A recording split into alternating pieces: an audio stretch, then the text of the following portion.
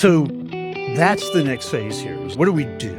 How do we foster this kind of an environment? And it's interesting because you've played a role in all these different departments. So you've seen from every perspective what each team member thinks they should be doing, thinks that the other guy isn't doing well. We point fingers really quickly and easily.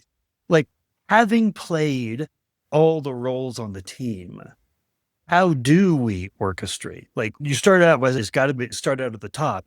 What are the top two or three things that we need to be thinking about and knowing to really orchestrate a true team effort? Yeah, look, revenue culture really starts at the top. I think if a CEO or somebody in a GM seat, somebody at the top of the business is treating marketing like a cost center, then I think that conversion is always going to lag. And I think that spirit or that culture is always going to be there in terms of people just infighting. CEOs have a role to set the culture really within a company. If marketing and sales are reporting separate numbers, as very often they do, I would say you've already lost the battle.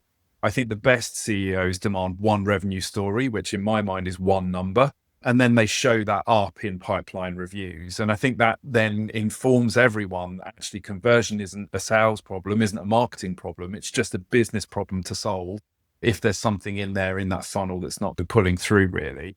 CEOs should really sponsor cross-functional operating teams and operating rhythms and operating reporting. I think shared dashboards that everyone can have access to just reduces political friction and kind of reduces people worrying about what's being spoken about on the other side.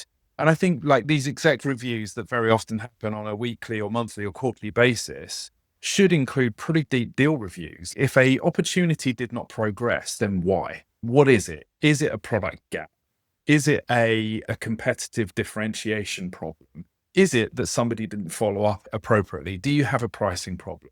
And then really build out a kind of, I guess, a repeatable process around those sorts of reviews and make sure that somebody's actually on the hook to come back with kind of delivering the full story on why something hasn't worked out. I think it really is instilling that culture at the top and having some dual reporting and dual understanding in terms of what people are focused on. I've been in roles in the past where you'll bring these things together and it's then pretty apparent that actually one party's going this way and the other one's going that. And it's no wonder that we're not coming together and coalescing on the actual sort of thing that's important for the company.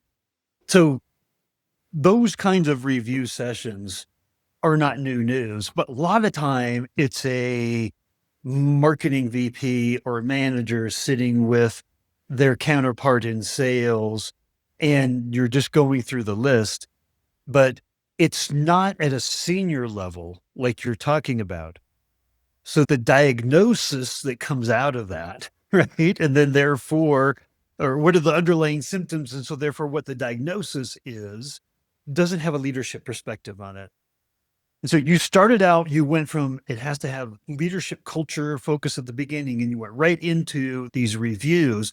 But if the reviews aren't done in the right way, we can check the box that we have a deal review process. But how we do that deal review process, right? I'm just thinking as you're talking here, that has to be done in the right way with the right players and the right team.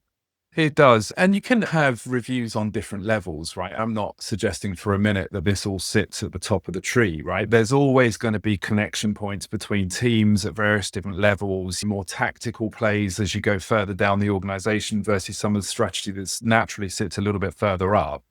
But fundamentally, you need to make sure that everyone is pointing in the right direction and that a culture isn't being fostered where it can very quickly and easily get into a finger pointing exercise. So I think it does require ownership. And to be frank, if your top level management aren't focusing on things like churn and net new logo acquisition and pipeline and demand, then you're not really doing your job if you sit around those C-suite levels within an organization. There is a need for ownership. And yes, it does sit across different levels, but fundamentally culture gets set pretty high up and needs to be pushed down, I think.